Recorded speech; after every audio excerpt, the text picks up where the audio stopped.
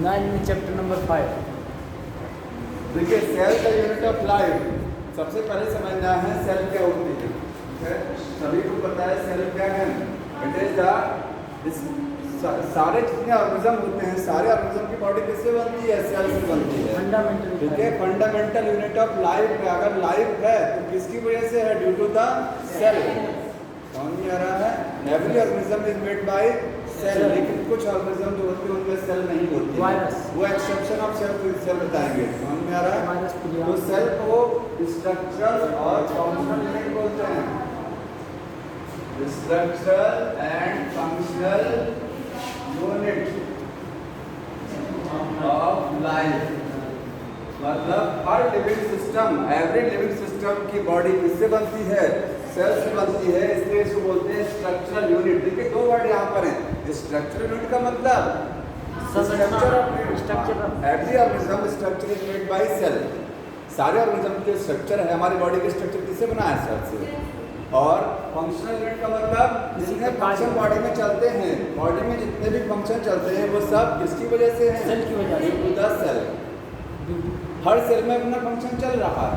ठीक है, सेल को सबसे पहले डिस्कवर्ड, देखिए डिस्कवरीज में सबको पता है डिस्कवरी रॉबर्ट हुक ने किया था 1665। ठीक है, कौन सा सेल डिस्कवर किया था? Non living cell, dead cell थी वो। ठीक है, कैसी सेल थी? Dead cell. कहाँ से लिया था सेल को? कॉर्क का, thin slice of cork. Cork ध्यान देना, जो कॉर्क होती है, कॉर्क पता है? प्याज की पतली चीज। जैसे मैंने आपको सेकेंडरी ग्रोथ बताया है, सेकेंडरी ग्रोथ में मैंने बताया कॉर्क कैम्बियम, कॉर्क कैम्बियम। ठीक है, फिलोजन, क्या नाम था उसका? फिलोजन। वो डिवाइड करेगा, जो बाहर की साइड में बनाएगा फिलम, इसको बोलेंगे आप कॉर्क। अंदर की साइड में फिलोडर्म, उसको क्या बोलते हैं? Secondary cortex. तो कॉर्क क्या है? कॉर्क सेकेंडरी ग्रोथ के टाइम पर बनती है। समझ में आ रहा है? तो कॉर्क का थिन सेक्शन काटा और माइक्रोस्कोप में देखा तो उनको honey bee comb like structure दिखाई दिया। Honey bee comb like structure दिखाई, मधुमक्खी का जो छत्ता होता है उस तरीके का स्ट्रक्चर दिखाई दिया। समझ में आ रहा है? उन्होंने इसको क्या बोला था? सेल। वैसे जो सेल है ये किस लैटिन वर्ड से मिलके बना है? सेलुला। और सेलुला का मीनिंग क्या होता है? क्लोज्ड कंपार्टमेंट, एक बंद कंपार्टमेंट, क्लोज कंपार्टमेंट, उसको क्या बोलते हैं? सेल। समझ में आ रहा है? फिर उन्होंने डेड सेल को खोजा था। सबसे पहले लिविंग सेल को किसने डिस्कवर किया था? Living cell Antonie van Leeuwenhoek. Anton van लीवेनहॉफ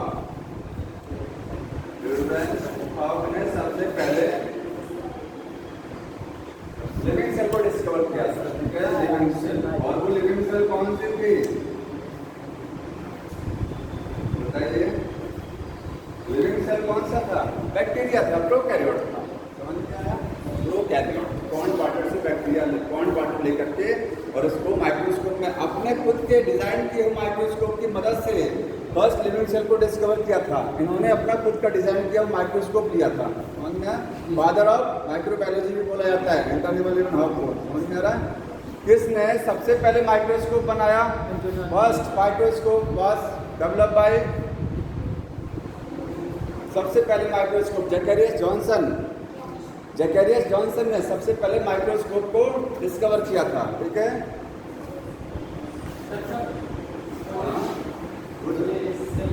क्या चीज डिस्कवर्ड? जो आपकी एनसीईआरटी जो ईयर देती है, वही ईयर आपकी एनसीईआरटी में देखिए 1665 दिया, नहीं दिया? नहीं दिया, कोई बात नहीं है। ठीक है, सेल थ्योरी का ईयर दिया, सबका ईयर हिस्ट्री नहीं है कि आप सबका ईयर पढ़ेंगे। जो आपके एनसीईआरटी में ईयर दिया आप लोग वो जरूर याद रखना है। आपको इतना समझ में आ रहा? तो इसका ईयर आप याद रखिएगा, हालांकि मेंशन नहीं है। तो सबसे पहले लिविंग सेल को डिस्कवर किया था इन्होंने। ठीक है, इसके बाद सब लोग जानते हैं जो सेल होती है, सेल से मिलकर क्या बनता है? टिश्यू बनता है। और टिश्यू से क्या बनता है? ऑर्गन। ऑर्गन से ऑर्गन सिस्टम, और उससे क्या बनती है? बॉडी। ऑर्गन सिस्टम प्लांट्स में होता है या नहीं होता है? Plants contain organ system? नहीं होता है। ठीक है, क्यों नहीं होता है? क्योंकि ऑर्गन सिस्टम का मतलब जैसे हमारी बॉडी में हार्ट है, किडनी है, ठीक है, जब आप पढ़ते हैं सर्कुलेटरी सिस्टम, तो सर्कुलेटरी सिस्टम में कई स्ट्रक्चर एक साथ मिलकर काम करती हैं। हार्ट काम करेगा, ब्लड वेसल्स काम करती हैं, ब्लड भी आपका एक वर्क करता है, समझ में आया। तो कई स्ट्रक्चर्स एक साथ मिल करके, कई पार्ट्स एक साथ मिलकर जब काम करते हैं उसको क्या बोलते हैं? सिस्टम, समझ में आया। तो कई ऑर्गन जब एक साथ मिलेंगे तो ऑर्गन सिस्टम। प्लांट्स में ऑर्गन सिस्टम नहीं होता, याद रखना। प्लांट में ऑर्गन सिस्टम नहीं है, समझ में आ रहा है। ये हो गया। इसके बाद एक वर्ड है सेल थ्योरी। सेल थ्योरी क्या है? सेल थ्योरी में दो है। जैसे सेल थ्योरी दिया था दो साइंटिस्टों ने, और उसके बाद उसको मॉडिफाई भी किया गया था। सेल थ्योरी क्या होती है? सेल थ्योरी दो साइंटिस्ट ने दिया था। एक का नाम क्या है? स्लाइडन एंड श्वान। इन्होंने सेल थ्योरी दिया था, ठीक है। ये क्या थे? बोटेनिस्ट थे, बोटेनिस्ट। और ये क्या थे? zoologist। ये कहाँ के थे? जर्मनी। और ये कहाँ के थे? ब्रिटिश। ये जर्मनी के थे, वो कहाँ के थे? ब्रिटिश। 1838 ईयर याद रखना है। 1838 में सेल थ्योरी को दिया गया था, ठीक है।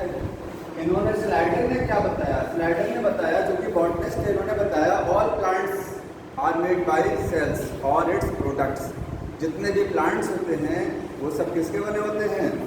सेल के बने होते हैं। मतलब इन्होंने प्लांट्स पर वर्क किया था। किस पर? प्लांट सेल को देखा था इन्होंने, प्लांट सेल पर वर्क किया था, समझे। जो स्वान थे, हालांकि ये जूलॉजिस्ट थे। ये क्या थे? जूलॉजिस्ट। इन्होंने एनिमल सेल पर वर्क किया था, लेकिन प्लांट के बारे में भी इन्होंने कुछ जानकारियाँ दिया था, समझ में। इसमें आपको इतना याद रखना है, जैसे सेल थ्योरी में बताया क्या गया था, दो साइंटिस्टों ने सेल थ्योरी में क्या बताया? क्या बताया? ये सारे ऑर्गेनिज्म, जितने ऑर्गेनिज्म हैं, all organism made by cell and its product. एक लाइन एनसीईआरटी में लिखी गई है, all organism made by cells and its product. सारे ऑर्गेनिज्म सेल के बने होते हैं। सेल थ्योरी में यही बताया था, सारे ऑर्गेनिज्म किसके बने होते हैं? सेल के, और उनके प्रोडक्ट्स के बने होते हैं। इट्स प्रोडक्ट का मतलब क्या है यहाँ पर? कंपाउंड है। हाँ, कौन से कंपाउंड बताइए? सेल तो समझ में आता है, सारे ऑर्गेनिज्म सेल से बने हैं। सेल का प्रोडक्ट उसी सेलुलर सेल या उसी से उत्पन्न हुआ सर। फिर बताएगा सेल का प्रोडक्ट का मतलब क्या है।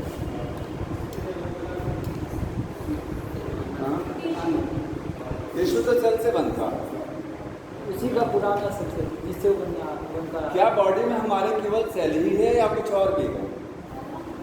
केवल सेल ही है, कुछ और भी है बॉडी में? प्रोडक्ट का मतलब है सेल क्या बना रहा है। सेल जानते हैं प्रोटीन सिंथेसिस जब करेगा तो सेल बनाएगा प्रोटीन। हमारी बॉडी में मैक्सिमम क्या है? प्रोटीन। मैक्सिमम बायोमोलिक्यूल में क्या है? प्रोटीन है। तो हमारी बॉडी में बहुत सारा ऐसा प्रोटीन का बना है ना, समझे। तो प्रोडक्ट का मतलब सेल क्या बना रहा है। बोन्स हमारी किससे बनती है? बोन्स में सेल भी है, ठीक है। पॉजिटिव साइड सेल्स हैं, पॉजिटिव ब्लड सेल्स हैं, साथ में प्रोटीन भी तो है। प्रोटीन के फाइबर्स है ना, समझ में आ रहा। तो सेल के प्रोडक्ट का मतलब है सेल क्या बना रही है। तो सारी बॉडी और किससे बनते हैं? सेल से बनते हैं और इनके प्रोडक्ट से बनते हैं, ठीक है। अब इन्होंने, ये बॉटनिस्ट थे, इन्होंने प्लांट सेल पर वर्क किया था, जूलॉजिस्ट थे एनिमल सेल। यहाँ पर आपको एक चीज याद रखनी है कि इन्होंने बताया था कि जितने all cells contain plasma, contain a membrane. Note कर लेना इसको, मेम्ब्रेन।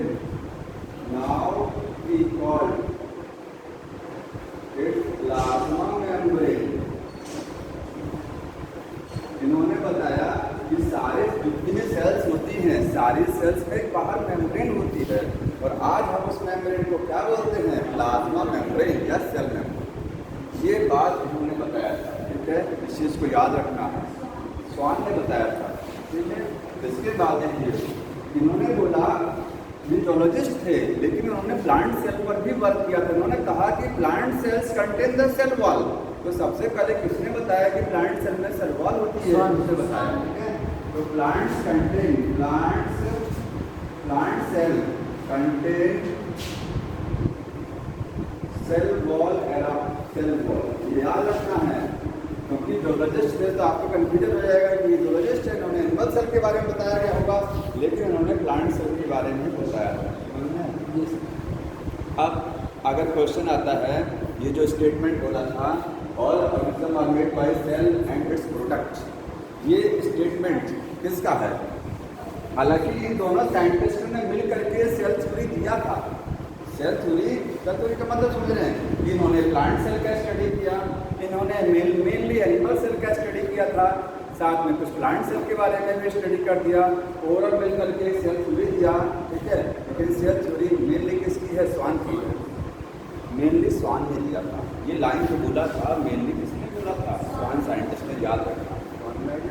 अगर ऑप्शन में आता है कि दोनों का नाम दे दिया हुआ है और एक आपको सेलेक्ट करना है, कौन सा सेलेक्ट करेंगे? स्वान का। इस चीज को याद रखना, ठीक है। अब इस सेल थ्योरी में मिस्टेक क्या था? इसमें मिस्टेक ये था कि दोनों साइंटिस्टों ने ये नहीं बताया कि नया सेल बनता कैसे है, नया सेल कैसे बनेगा। ठीक है, सारे ऑर्गेनिज्म की बॉडी किससे बना है? सेल से बनी है, लेकिन नई सेल बनती कैसे है? तो आज हम जानते हैं कि नई सेल कैसे बनती है? पुराने सेल से, ठीक है। तो इस सेल थ्योरी को थोड़ा सा मॉडिफाइड किया था। मॉडिफाइड जो सेल थ्योरी थी, मॉडिफाइड सेल थ्योरी किसने किया था? बताइए। रुडोल्फ विर्को ने। किसने किया था? रुडोल्फ विर्को, विर्चो भी बोलते हैं, ठीक है। रुडोल्फ विर्चो ने, साइंटिस्ट ने मॉडिफाइड सेल थ्योरी दिया 1885 में, 1885 में। ये याद रखना है, ठीक है। थोड़ा सा मॉडिफिकेशन किया, उन्होंने बताया ये लाइन तो सही है, पहला वाला स्टेटमेंट सही है, ठीक है। तो दूसरा इन्होंने बताया कि जितने भी ऑर्गेनिज्म होते हैं, सारे ऑर्गेनिज्म जो सेल्स होती हैं किससे बनती है? Pre existing cell. दो स्टेटमेंट दिया था, पहला वाला स्टेटमेंट तो वही स्टेटमेंट जो किसका है? स्लाइडर एंड स्वान का। दूसरा उन्होंने एक स्टेटमेंट दिया कि all cells arises from pre existing cells, pre existing cells, ठीक है। समझ में आ रहा? इसी के लिए एक नाम दिया था ओमनिस सेलुला ई सेलुला। एक स्टेटमेंट बोला जाता है, पूरी लाइन के लिए एक स्टेटमेंट है ओमनिस सेलुला ई सेलुला। इसका मतलब क्या हुआ? जो नई सेल पुरानी सेल से आए हैं, new cell arises from pre existing cell, उसको बोलते हैं ओमनिस सेलुला ई सेलुला। याद रखना है, ये डॉक्टर ने दिया था इसको।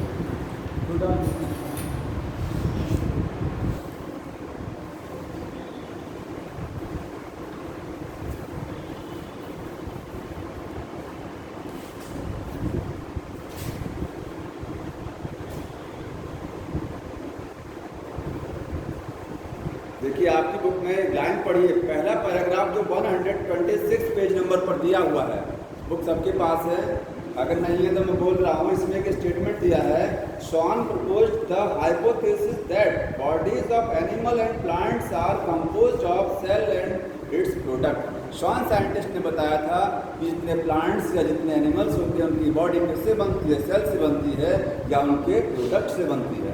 मैंने यहाँ ऑर्गेनिज्म लिखा है, आप ऐसे भी बोल सकते हैं body of organism made by cells and its product, क्योंकि ऑर्गेनिज्म में प्लांट भी आ सकता है और एनिमल भी हो सकता है, समझे? ये स्वान का स्टेटमेंट था, याद रखना। सेल थ्योरी जो उसका स्टेटमेंट जो मेनली किसका है? स्वान का स्टेटमेंट। दोनों साइंटिस्ट ने मिल के दिया था, लेकिन स्टेटमेंट उनका है। अब सेल थ्योरी का एक्सेप्शन क्या देखिए। हालांकि सेल थ्योरी में और भी पॉइंट हैं। सेल थ्योरी में यही बताया जाता है कि जितने ऑर्गेनिज्म जितनी भी सेल्स होती हैं, सेल्स कंटेन न्यूक्लियस, सेल में एक न्यूक्लियस होता है, सेल में एक साइटोप्लाज्म होता है, सेल में सेल ऑर्गेनेल्स होते हैं, ये सब भी सेल थ्योरी में बताया जाता है, समझ में? लेकिन मेन पॉइंट आपको बताया गया सेल थ्योरी में, यहाँ पर 2 ही पॉइंट लिखे गए ना। लेकिन सेल थ्योरी में और भी पॉइंट है कि सारी सेल में क्या होता है? न्यूक्लियस। आप exception of cell theory, cell theory का एक्सेप्शन क्या है? मतलब कहाँ पर ये थ्योरी फॉलो नहीं होती है, कहाँ पर ये फॉलो नहीं होगा कि सभी सेल में न्यूक्लियस होता है, जैसे इसमें तो ये नहीं आपको ये नहीं नोट कराया मैंने ना, लेकिन सेल थ्योरी में बताया गया कि सारी सेल में क्या होता है, न्यूक्लियस होता है। All cells contain the cytoplasm, all cell contain the nucleus, जो आज हम लोग जानते हैं। तो एक्सेप्शन का मतलब कहाँ पर ही फॉलो नहीं होती है, तो वायरस में सेल थ्योरी फॉलो नहीं होती है, क्योंकि virus is not a cell, virus cell नहीं है। जानते हैं सेल क्यों नहीं है virus? Virus is the connecting link between the living and non living. इसमें लिविंग का भी कैरेक्टर है, नॉन लिविंग का भी कैरेक्टर है। इनिशियली देखा जाए तो वायरस होता क्या है, लिविंग है कि नॉन लिविंग? अगर इनिशियली देखा जाए नॉन लिविंग, शुरुआत में वायरस एक्चुअली नॉन लिविंग है, ठीक है। लेकिन वो लिविंग कैसे हो जाता है? लिविंग के संपर्क में होस्ट, जब किसी होस्ट सेल के कांटेक्ट में आएगा वायरस, तो होस्ट सेल में जब वो इंटर करेगा, वहाँ जाकर के अपने रेप्लिकेशन करेगा, अपनी संख्या बढ़ाएगा, अपना रिप्रोडक्शन करेगा। तो रिप्रोडक्शन प्रॉपर्टी किसकी है? लिविंग की प्रॉपर्टी है ना, तो बोल देते हैं वो क्या है, लिविंग। इसमें लिविंग का भी कैरेक्टर कौन सा हुआ? रिप्रोडक्शन। एक्चुअली वो नॉन लिविंग, कनेक्टिंग लिंक होता है। वायरस सेल इसलिए नहीं है क्योंकि साइटोप्लाज्म नहीं है, साइटोप्लाज्म नहीं है इसमें, समझ में आ गया? डीएनए है, वायरस में बाहर प्रोटीन का कवर, सेंटर में क्या है? डीएनए या फिर आरएनए। साइटोप्लाज्म नहीं है, और साइटोप्लाज्म भी किसी भी सेल को लिविंग बनाता है। जानते हैं क्यों? सेल का साइटोप्लाज्म भी सेल का वो लिविंग बनाएगा, बताइए क्यों? अगर किसी भी सेल में से साइटोप्लाज्म फिनिश हो जाएगा तो बोल देते हैं वो सेल डाई कर गया। तो साइटोप्लाज्म में क्या ऐसा है कि सेल को लिविंग बनाता है? सारी मेटाबॉलिक रिएक्शन सेल के साइटोप्लाज्म में जो चलती हैं, क्योंकि रिएक्शन को चलाने के लिए क्या चाहिए? एंजाइम चाहिए। सारे एंजाइम कहाँ रहते हैं? साइटोप्लाज्म में। तो लिविंग पार्ट ऑफ सेल क्या है? सेल का साइटोप्लाज्म। समझ में आ रहा है? वायरस में यही नहीं होता है। तो वायरस एक्सेप्शन है, साइटोप्लाज्म एब्सेंट है, ठीक है, एब्सेंट होता है। एंड वायरस क्या है? Not a cell, not a cell, ये सेल ही नहीं है। साइटोप्लाज्म एब्सेंट है, सेल नहीं है। दूसरा एक्सेप्शन क्या बताएगा? सेल थ्योरी और कहाँ फॉलो नहीं होती है? राइडोपस एक फंगस है, राइडोपस जान रहे हैं। फाइकोमाइसीटीज किस ग्रुप में आता है? ये फाइकोमाइसीटीज। वहाँ माइसीलियम कैसा होता है? सिनोसिटिक और मल्टीन्यूक्लिएटेड। याद आ रहा है? मैंने बताया था जो फंगस होते हैं, फंगस को जब डिवाइड किया जाता है तो किसके बेसिस पर डिवाइड किया जाता है? On the basis of mycelium कैसा है, उसमें प्रोटीन बॉडीज कैसी हैं, रिप्रोडक्शन कैसे हो रहा है। तो कुछ फंगस ऐसे होते हैं जिनके हाइपी में यूनिन्यूक्लिएट कंडीशन होती है, एक न्यूक्लियस रहता है, जितने हाइपी है उसमें यूनिन्यूक्लिएट। और बहुत सारे फंगस ऐसे होते हैं जिनके माइसीलियम में, जिनके हाइपी में एक से ज़्यादा न्यूक्लियस होते हैं। तो किस फंगस के हाइपी में, हाइपी समझ रहे ना, किस फंगस के हाइपी में एक से ज़्यादा न्यूक्लियस रहेंगे? फाइकोमाइसीटीज जो पहला फंगस का ग्रुप एनसीईआरटी में दिया हुआ है, फर्स्ट ग्रुप दिया ना, फाइकोमाइसीटीज, एस्कोमाइसीटीज, बेसिडोमाइसीटीज और डिट्रोमाइसीटीज। जो पहला वाला ग्रुप है उसमें जो फंगस रहते हैं उनके हाइपी में आपको एक से ज़्यादा न्यूक्लियस नजर आते हैं, मल्टी न्यूक्लिएटेड कंडीशन। ये एक्सेप्शन हुआ ना, क्योंकि वहाँ बताया गया था सेल थ्योरी में कि सेल कंटेनिंग न्यूक्लियस, सेल में क्या होता है? एक न्यूक्लियस होता है। अगर कहीं एक से ज़्यादा न्यूक्लियस है तो एक्सेप्शन में आ जाएगा सेल थ्योरी, क्योंकि सेल थ्योरी में ये नहीं बताया गया था कि एक सेल में एक से ज़्यादा न्यूक्लियस भी हो सकता है। हमने राइडोपस में राइडोपस एक्सेप्शन क्यों है? Because multi nucleated condition, multi nucleated होता है। ये मल्टी न्यूक्लिएटेड है, इसीलिए क्या है? एक्सेप्शन में आता है। अगला आरबीसी जो एक सेल है वही एक्सेप्शन में रहता है। क्यों? क्योंकि आरबीसी में न्यूक्लियस मैच्योर्ड आरबीसी में कौन सी आरबीसी? मैच्योर्ड वाली। मैच्योर्ड आरबीसी की बात करेंगे। मैच्योर्ड आरबीसी जो होती है उसमें क्या नहीं होता? न्यूक्लियस नहीं है, सबको पता है। और सेल ऑर्गेनेल्स भी क्या होते हैं? एब्सेंट। एंडोप्लाज्मिक रेटिकुलम नहीं रहेगा उसमें, ठीक है। गोल्गी कॉम्प्लेक्स नहीं रहेगा। सबका रीजन है कि क्यों नहीं रहता है, क्यों नहीं रहता है सारी चीज़ें? Because to transport the more oxygen. जब ये सब गायब हो जाएगा तो बीच में स्पेस ज़्यादा आ जाएगा आरबीसी में, तो वो ज़्यादा ऑक्सीजन को कैरी कराएगा। तो सेल ऑर्गेनेल्स इसलिए सब क्या होते हैं? एब्सेंट होते हैं। अगला सीव ट्यूब। सीव ट्यूब ये कहाँ है? सीव ट्यूब फ्लोएम में। फ्लोएम में जो सीव ट्यूब होती है उसमें न्यूक्लियस नहीं है, तो आगे से में न्यूक्लियस नहीं है, इसलिए एक्सेप्शन ऑफ सब थ्योरी हुआ।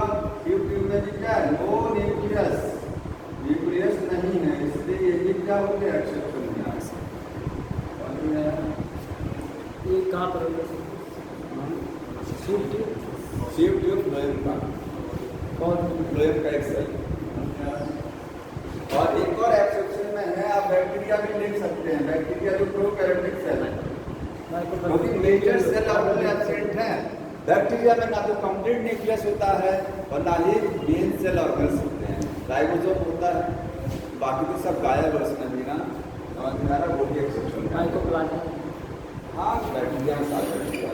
हाँ बैक्टीरिया ध्यान दीजिए। इसके बाद देखिए ये हो गया।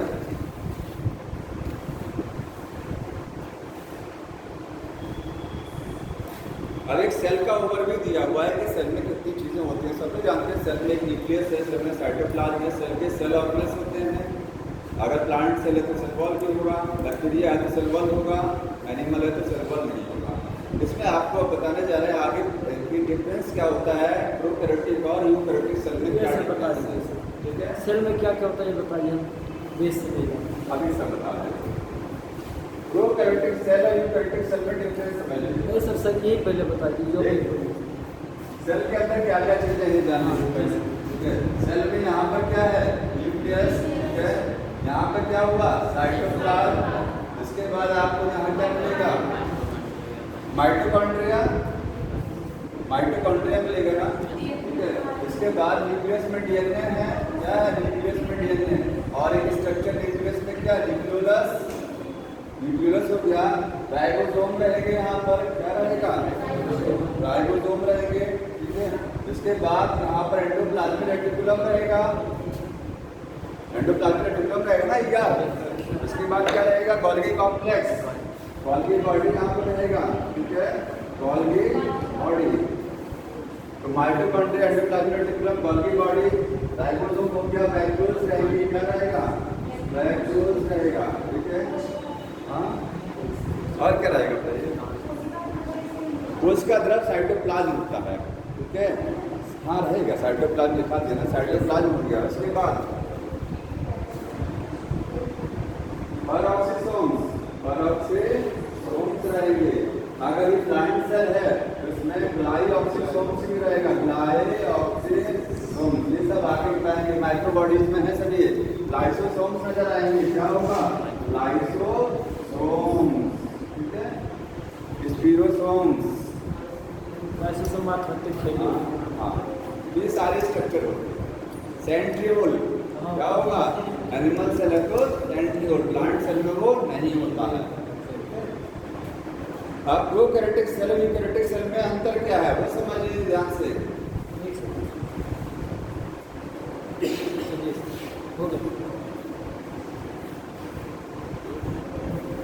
आप लोग बताएंगे, बताइए प्रोकैरियोटिक सेल और यूकैरियोटिक सेल। प्रोकैरियोटिक पहले है, यूकैरियोटिक बाद में है। हाँ, प्रोकैरियोटिक सेल में पहले देखिए सेल का साइज 1 to 10 माइक्रोमीटर इसका साइज है। प्रोकैरियोटिक सेल साइज में छोटी होती है, यूकैरियोटिक सेल बड़ी होती है। साइज में बड़ी है छोटी? बड़ी होती है, इसकी बड़ी होती है। तो स्मॉल इन साइज, साइज में स्मॉल हो गया। साइज लगभग 1 to 10 माइक्रोमीटर ये एवरेज साइज है। कोई जरूरी नहीं है कि 1 से नीचे नहीं होगा, 1 से छोटा भी होगा, 10 से बड़ा भी होगा। और ये 10 to 100 micrometre average size 10 to 100 micrometre. अगला डिफरेंस अगर कहा जाए मेन, देखिए अगर क्वेश्चन में आपको 4 ऑप्शन दिया है अब पूछा गया है कि इसमें प्रोकैरियोट यूकैरियोट में डिफरेंस क्या है, और चारों ऑप्शन सही नजर आ रहा है। 4 ऑप्शन का मतलब समझ रहे हैं?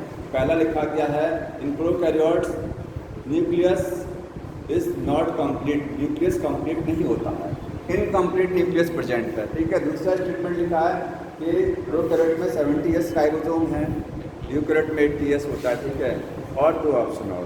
तो आप मान लीजिए 4 के चारों सही आपको नजर आ रहे हैं कि सब प्रोकैरियोट यूकैरियोट में सब है। कौन सा सही करेंगे? मेन डिफरेंस जानते हैं क्या है प्रोकैरियोट यूकैरियोट का? न्यूक्लियस का। न्यूक्लियस प्रोकैरियोट को प्रोकैरियोट क्यों बोलते हैं? बिकॉज ध्यान से ये दो लैटिन वर्ड से बना हुआ है। मैं पूरा लिख दे रहा हूँ इसको, prokaryote. It is made by two Latin word से बना है, प्रो प्लस कैरियन। प्रो का मतलब क्या है? प्रिमिटिव, और कैरियन का मतलब क्या होता है? न्यूक्लियस। समझ में आ रहा है? इसमें न्यूक्लियस कैसा है? केंद्रक, प्रिमिटिव है। प्रिमिटिव का मतलब रहने वाला है, ठीक है? प्रिमिटिव न्यूक्लियस होता है। और यूकैरियोट को यूकैरियोट क्यों बोलते हैं? क्योंकि दो लैटिन वर्ड से बना है, यू प्लस कैरियन। यू का मतलब होता है ट्रू और कैरियन का मतलब nucleus. Here the nucleus is real nucleus है। कैसा न्यूक्लियस है? रियल, वास्तविक न्यूक्लियस है। वहाँ प्रिमिटिव है। समझ में आ रहा है? तो मेन डिफरेंस न्यूक्लियस का होता है। अगर सब ऑप्शन सही है तो न्यूक्लियस वाला सही होगा। समझ में आ रहा है? मेन डिफरेंस क्या है? न्यूक्लियस का, नाम से आपको लग रहा है। तो अगला डिफरेंस क्या है? Primitive nucleus. न्यूक्लियस कैसा है? Primitive nucleus. इसी को बोलते हैं इनकम्प्लीट न्यूक्लियस। न्यूक्लियस कैसा है? इनकम्प्लीट, अधूरा न्यूक्लियस है। और यहाँ न्यूक्लियस कैसा है? एडवांस है, एडवांस एंड कंप्लीट। इनकम्प्लीट का मतलब सब लोग जानते हैं कि न्यूक्लियर मेम्ब्रेन नहीं होगा और क्या नहीं होगा। इनकम्प्लीट न्यूक्लियस का मतलब क्या होता है? बोलिए। साइटोप्लाज्म। इनकम्प्लीट का मतलब देखिए, प्रोकैरियोट इवोल्यूशन में इस अर्थ में सबसे पहले आए। सबसे पहले इवोल्यूशन में बैक्टीरिया ही आया, वो भी हेटेरोट्रॉपिक बैक्टीरिया। ऑटोट्रॉपिक सेल सबसे पहले नहीं बना था, ऑटोट्रॉपिक तो बाद में बना। पहले हेटेरोट्रॉपिक बैक्टीरिया आए इवोल्यूशन में, तो पहले प्रोकैरियोट आए। समझा? इसमें जो न्यूक्लियस है वो अधूरा है, इनकम्प्लीट है। इनकम्प्लीट का मतलब न्यूक्लियर मेम्ब्रेन नहीं होती है, न्यूक्लियोलस नहीं होती है। केंद्रिका, केंद्रक कला और केंद्रिका एब्सेंट रहेगा। समझ में आ रहा है? और वहाँ सब कुछ रहेगा, इसलिए संपूर्ण है, कंप्लीट न्यूक्लियस है। इसमें कोई कमी नहीं है, इसमें थोड़ी सी कमी है इसके न्यूक्लियस में। जब कमी है तो अधूरा हो गया, इनकम्प्लीट हो गया। और कमी क्यों है? क्योंकि प्रिमिटिव है। ये क्या है? ये पहले का है। जो चीज़ एडवांस होती है उसमें ज़्यादा फीचर रहते हैं, जो कम एडवांस है उसमें कम फीचर रहेगा। ये प्रिमिटिव है इसलिए फीचर कम है। तो एडवांस का मतलब समझ में आ रहा है? कंप्लीट का मतलब सारी चीज़ें हैं इसमें। अगला डिफरेंस, मेजर सेल ऑर्गेनल। ये दो मेन मेम्ब्रेन बाउंड लिखेंगे, membrane bound cell organelles. Present है कि एब्सेंट है? Present, absent. Membrane bound cell organelle नहीं होते। जैसे आपको इसमें माइटोकॉन्ड्रिया नहीं मिलेगा, माइटोकॉन्ड्रिया नहीं नजर आएगा। और क्या? Endoplasmic reticulum, Golgi body. मतलब जिस सेल ऑर्गेनल के ऊपर मेम्ब्रेन नहीं हो, मेम्ब्रेन प्रेजेंट है, वो नहीं होगा। मेम्ब्रेन बाउंड स्ट्रक्चर्स नहीं होता है। सेल में कौन सा सेल ऑर्गेनल ऐसा है जिसके ऊपर कोई मेम्ब्रेन नहीं होती है? बताइए। सेल ऑर्गेनल का नाम बताइए जिस पर कोई मेम्ब्रेन ही नहीं है। माइक्रोप्लाज्म, सेल और कोशिकांग का नाम बताना। कोशिकांग जिस पर कोई भी कला नहीं होती है, कोई मेम्ब्रेन नहीं है, बताइए। राइबोसोम के ऊपर कोई भी मेम्ब्रेन नहीं चढ़ा होता है, नॉन मेम्ब्रेनस सेल ऑर्गेनल है। और mitochondria, endoplasmic reticulum, Golgi body, ठीक है, वैक्यूल्स, ये सब क्या है? मेम्ब्रेन बाउंड है। सबके ऊपर मेम्ब्रेन चढ़ा है। समझ में आ रहा है? तो मेम्ब्रेन बाउंड सेल ऑर्गेनल्स नहीं होते हैं। आपको इसमें एंडोप्लाज्मिक रेटिकुलम, गोल्गी बॉडी ये सब नहीं मिलेगा। एक ही में सब मिलेगा जो मिलेगा। हाँ, यहाँ मेम्ब्रेन बाउंड नहीं है। यहाँ पर क्या है? प्रेजेंट है, ठीक है। मेम्ब्रेन बाउंड का मतलब है कि यहाँ पर एंडोप्लाज्मिक रेटिकुलम हुआ, माइटोकॉन्ड्रिया हुआ, ठीक है, गोल्गी बॉडी में शॉर्ट फॉर्म में लिख दे रहा हूँ। एंडोप्लाज्मिक रेटिकुलम, माइटोकॉन्ड्रिया और गोल्गी बॉडी, ये सब मेम्ब्रेन बाउंड है। ये सब नहीं रहता है यहाँ पर। और यहाँ पर क्या रहेगा? ये सब जेंट रहेगा। और बताइए डिफरेंस है, बहुत सारे डिफरेंस हैं। ये तो मेन बेसिक डिफरेंस हो गया, आसान वाला डिफरेंस है सर। राइबोसोम कैसा होता है? 70S ribosome. यहाँ कैसा है? 80S। दोनों है यहाँ पर, है ये दोनों? केवल 80S होता है कि 70S भी होता है? दोनों होता है। तो 70S यूकैरियोटिक सेल में कहाँ होता है? माइटोकॉन्ड्रिया और क्लोरोप्लास्ट के अंदर अपना राइबोसोम खुद का है। जैसे साइटोप्लाज्म में जो राइबोसोम रहेगा वो 80S वाला रहेगा, लेकिन माइटोकॉन्ड्रिया, क्लोरोप्लास्ट, अगर वो प्लांट सेल है तो क्लोरोप्लास्ट भी होगा ना, एनिमल सेल है तो क्लोरोप्लास्ट नहीं रहेगा। तो माइटोकॉन्ड्रिया, क्लोरोप्लास्ट में 70S का राइबोसोम होता है। समझ में आ रहा है? यहाँ S का मतलब क्या है? जब राइबोसोम बताएंगे समझ लीजिएगा S का मतलब क्या होता है। और डिफरेंस, प्रोकैरियोट्स में सेक्सुअल रिप्रोडक्शन होता या नहीं होता है? Sexual reproduction is false type. कैसा होता है? होता है लेकिन फॉल्स टाइप है। फॉल्स मतलब रियल वाला नहीं है, क्योंकि सेक्सुअल रिप्रोडक्शन रियल वो होता है जहाँ गैमीट बनता है, गैमीट यूज करता है, जाइगोट बनता है, वही तो एक्चुअल सेक्सुअल रिप्रोडक्शन है। बैक्टीरिया में सेक्सुअल रिप्रोडक्शन नहीं होता है, होता है तो फॉल्स वाला होता है। समझ में आ रहा है? क्योंकि बैक्टीरिया कभी भी क्या नहीं बनाता है? गैमीट नहीं बनाता है, कभी जाइगोट नहीं बनता है। तो सेक्सुअल रिप्रोडक्शन 3 तरीके से होता है। किसी को पता 3 तरीके सेक्सुअल रिप्रोडक्शन में? बताइए। वो टाइप्स ऑफ रिप्रोडक्शन है ना, सेक्सुअल रिप्रोडक्शन बैक्टीरिया में 3 तरीके से है। बैक्टीरिया में कन्जुगेशन, और बताइए अब, मैंने एक बता दिया, बोलिए।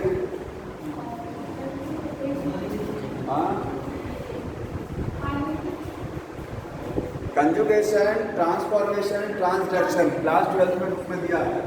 ट्रांसफॉर्मेशन हो गया, ट्रांसफॉर्मेशन, और क्या हो गया? ट्रांसडक्शन। 3 टाइप है। अगर किसी को ये तीनों टाइप का मतलब नहीं समझ में आ रहा है, इतना जान लीजिए कि बैक्टीरिया में सेक्सुअल रिप्रोडक्शन का मतलब क्या होता है? केवल अपना DNA ट्रांसफर करना बस।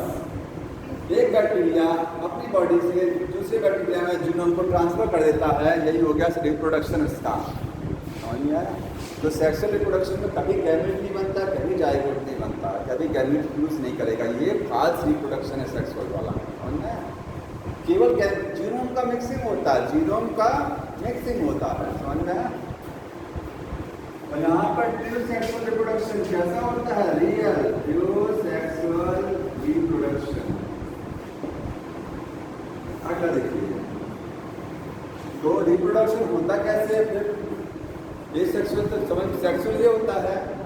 बैक्टीरिया जनरली डिवाइड कैसे करते हैं? जनरली का मतलब सेक्सुअल रिप्रोडक्शन बैक्टीरिया में हमेशा नहीं होता है।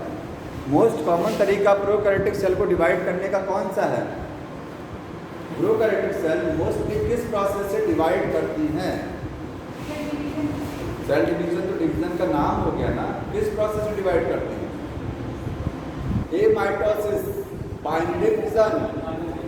ये बैक्टीरिया है, 2 पार्ट में टूट जाएगा, बाइनरी फिजन, इसी को बोलते हैं ए माइटोसिस। माइटोसिस और मियोसिस नहीं होता है। पढ़े ना सेल डिवीजन में कि माइटोसिस होती है, मियोसिस ये नहीं होता है। कौन में? तो आप सेक्सुअल रिप्रोडक्शन फर्स्ट टाइप का है, और ए सेक्सुअल रिप्रोडक्शन किससे होता है? Binary fission. बाइनरी फिजन से। और यहाँ पर तो बहुत सारे तरीके आप पढ़ेंगे यूकैरियोटिक सेल में। यूकैरियोटिक सेल में सेक्सुअल तो है ही, साफ के सेक्सुअल के बहुत सारे टाइप, बर्डिंग हो गया, बाइनरी फिजन हो गया, ठीक है, फ्रेगमेंटेशन हो गया, कई टाइप पढ़ते हैं उसमें। यहाँ पर ये हो गया बाइनरी फिजन। अब और लिखा जाता देखिए, नो माइटोसिस लिखिएगा, नो माइटोसिस एंड मियोसिस। ना तो कोई माइटोसिस है ना मियोसिस है। यहाँ पर क्या है? बोथ। माइटोसिस मतलब माइटोसिस और मियोसिस क्या होती है? डिपेंड होती है। माइटोसिस और मियोसिस होगा, वहाँ नहीं होता है ऐसा। समझ में आ रहा है? सर माइटोसिस में एक बनता है कि माइटोसिस में एक क्या, अगर ये है तो एक सेल से दो सेल। और मियोसिस में दो सर दो। मियोसिस में क्रोमोसोम का नंबर आधा हो जाता है, माइटोसिस में क्रोमोसोम का नंबर सेम रहता है। समझ में आ रहा है?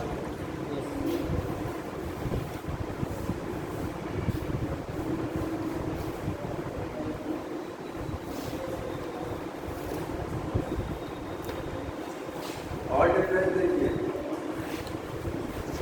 सेंट्रियोल एब्सेंट, यहाँ पर क्या है यूकैरियोटिक सेल में में प्रेजेंट। क्या हमेशा यूकैरियोटिक सेल में सेंट्रियोल होता है? हाँ, में प्रेजेंट का मतलब केवल एनिमल सेल में मिलेगा, प्लांट सेल में नहीं होता है। इसलिए में लिखा है में प्रेजेंट का मतलब किसमें होगा? Only in animal cell, only in animal cell, केवल आपको एनिमल सेल में मिलेगा। तो कहाँ होता है सर? न्यूक्लियस के पास एक स्ट्रक्चर होती है, इसको बोलते हैं सेंट्रियोल, जो स्पिंडल फाइबर फॉर्मेशन में हेल्प करती है। उसी के जो माइटोसिस आपको सेल डिवीजन में होता है। सर प्लांट में जेनेसिस और उसी की जगह पर होता है। जब सेल डिवीजन चैप्टर आ गया ना, सेल्स, इसके बाद बायोमॉलिक्यूल पढ़ना है, उसके बाद माइटोसिस मियोसिस चैप्टर होगा। सर प्लांट की जगह पर उसके ग्लाइकोसोम होता है। हाँ, गैलेक्सिसोम होता है। प्लांट सेल में ग्लाइकोसोम, सेंट्रियोल की जगह। सेंट्रियोल अलग चीज़ है, ग्लाइकोसोम अलग चीज़ है। तो सेंट्रियोल कौन पाया गया है प्लांट में?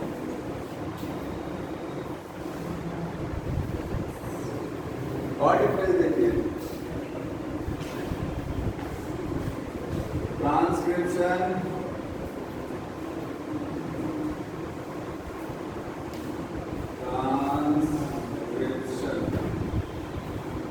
And translation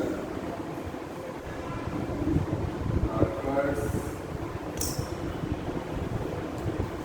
simultaneously।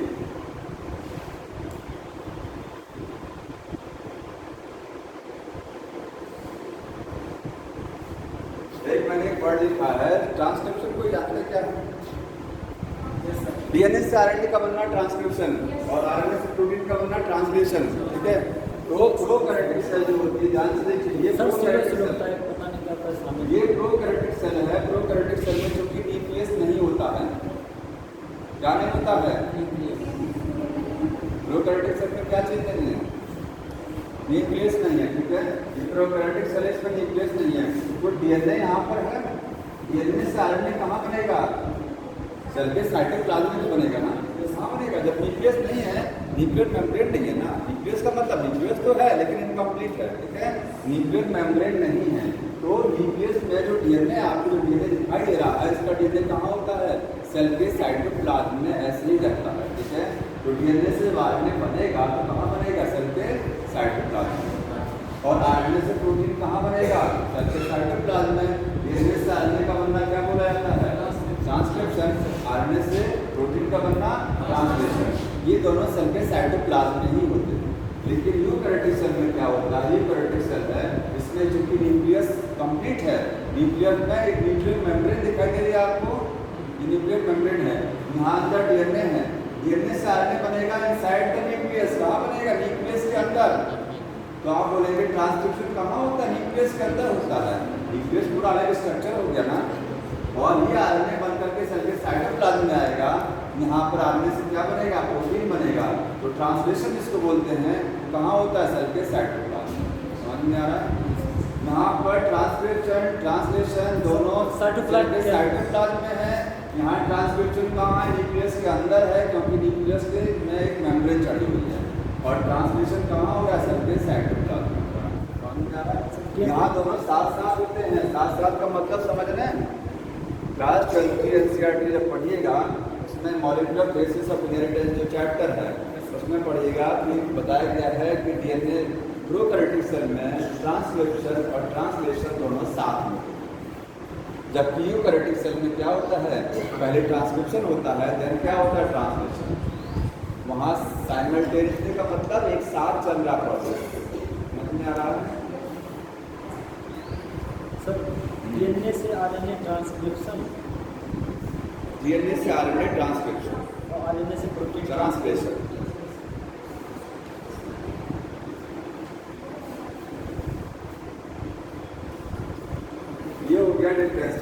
पर लिखेंगे ट्रांसक्रिप्शन ट्रांसलेशन कहाँ होता है? साइमल्टेनियसली, यहाँ लिखेंगे सक्सेसिवली। सक्सेसिवली का मतलब एक के बाद एक, पहले ट्रांसक्रिप्शन होगा उसके बाद क्या होगा? ट्रांसलेशन। आगे लिखेगा ट्रांसक्रिप्शन कहाँ होगा? न्यूक्लियस। कहाँ होगा? ये न्यूक्लियस में, ठीक है। और ट्रांसलेशन कहाँ होगा? साइटोप्लाज्म। ट्रांसलेशन साइटोप्लाज्म में होता है।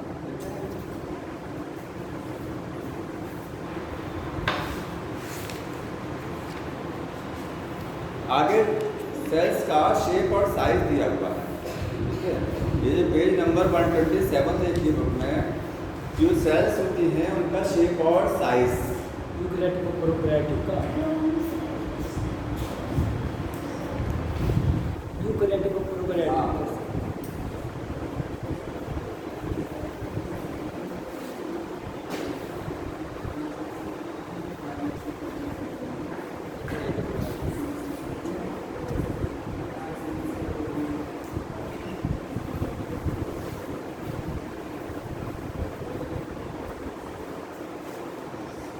सेल का शेप और साइज, ठीक है। कौन कौन सी शेप की सेल्स हो सकती है? शेप में देखिए, ओवल, स्फेरिकल, इलोंगेटेड। ये यूकेरियोटिक सेल की बात चल रही है, क्योंकि प्रोकैरियोटिक सेल जो होती हैं वो जनरली, बैक्टीरिया देखिए, प्रोकैरियोटिक का एग्जाम्पल लिख लीजिएगा। जो प्रोकैरियोटिक आप इधर डिफरेंस बता रहे थे ना, उसमें आप एग्जाम्पल लिखिएगा। बताइए प्रोकैरियोट में क्या क्या आएगा? ऑल बैक्टीरिया, सारे बैक्टीरिया प्रोकैरियोट। प्रोकैरियोटिक सेल का एग्जाम्पल सारे बैक्टीरिया क्या हैं? यू बैक्टीरिया,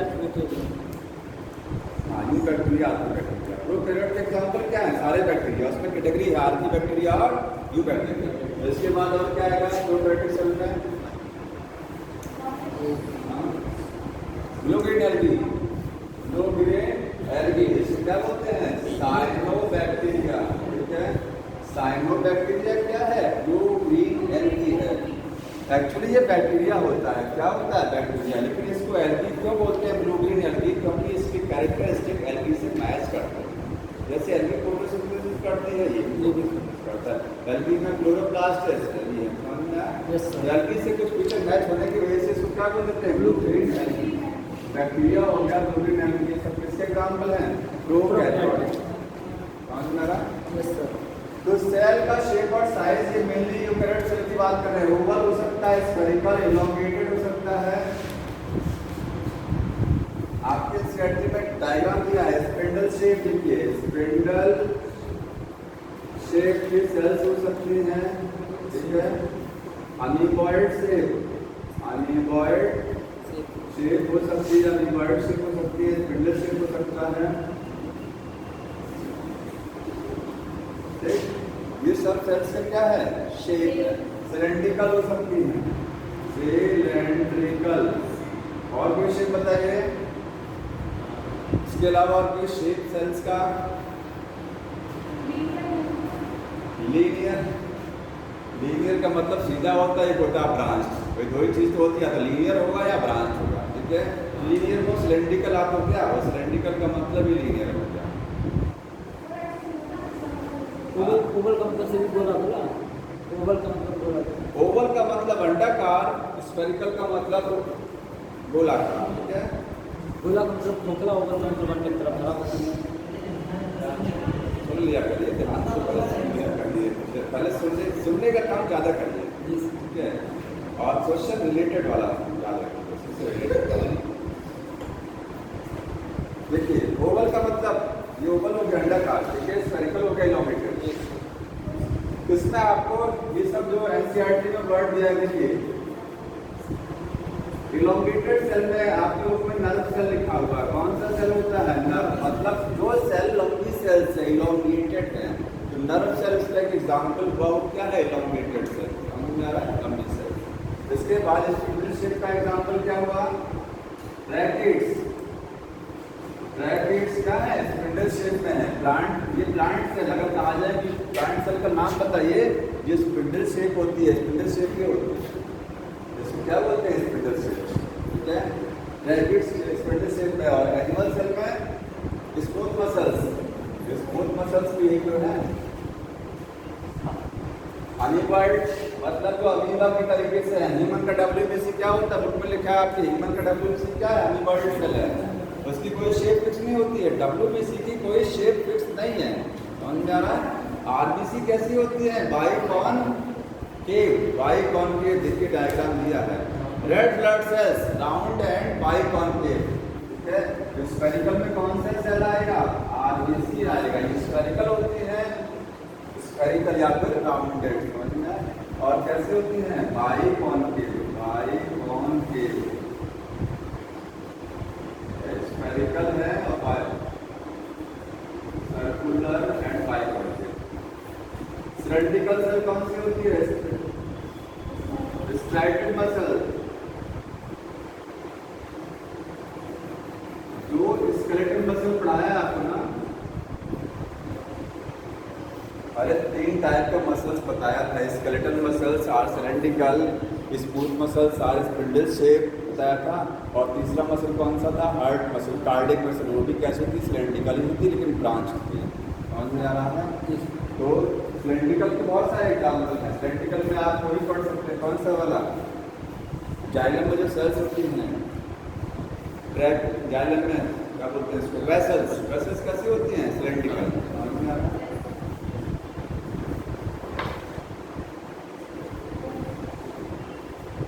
मीजोफिल सेल्स जो है वो राउंडेड एंड ओवल है। डायग्राम देखिए, मीजोफिल सेल जो बुक में बना हुआ है, ये कैसा है, राउंडेड भी हो सकता है और ओवल भी हो सकता है, क्योंकि कोई फिक्स नहीं है कि सारी मीजोफिल सेल राउंडेड होंगी, ओवल भी हो सकती है। कुछ मीजोफिल राउंडेड होगा, कुछ कैसा होगा, ओवल। ये इनका गया शेप। उसके बाद साइज में देखिए, सेल्स का साइज,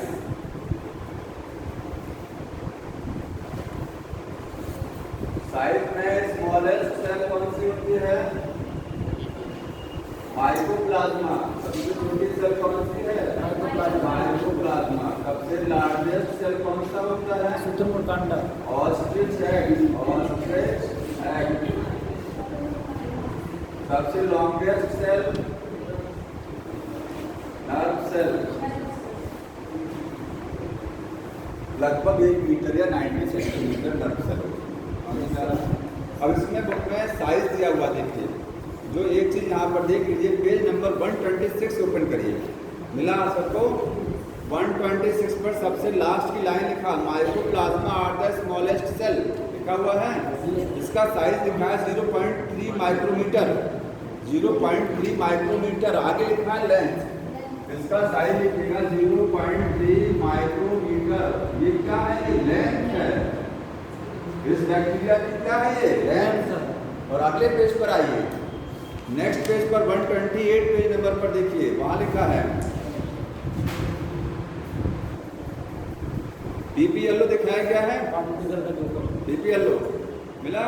उसका साइज कितना है, 0.1 माइक्रोमीटर, ठीक है। वहां साइज लिखा 0.1 माइक्रोमीटर, तो वो डायमीटर लिखा है, माइक्रोमीटर है। सेंटीमीटर में कभी कोई बैक्टीरिया होता ही नहीं है। Micrometer 10⁻⁶ metre. पैरामीटर की 10 मीटर के कम पे उसका मान नहीं है। आरबीसी का साइज देखिए लिखा है पेज नंबर 127 पर। आरबीसी का साइज 7 माइक्रोमीटर, टिक कर लीजिएगा इसमें। ह्यूमन आरबीसी का साइज कितना है, 7 माइक्रोमीटर। तो आरबीसी जो होते हैं, आरबीसी 7 माइक्रोमीटर, ठीक है। ये आरबीसी का साइज। लॉन्गेस्ट सदी सेल का नाम एक लाइन पढ़ी देखिए 127 पर, प्रोकैरियोटिक सेल जो हेडिंग बनी हुई है इसके ऊपर की लाइन देखिए, shape of the cell may vary with the function they perform. Line समझ में आ रही है। किसी भी सेल का शेप वेरी कर सकता है, मतलब बदल सकता है।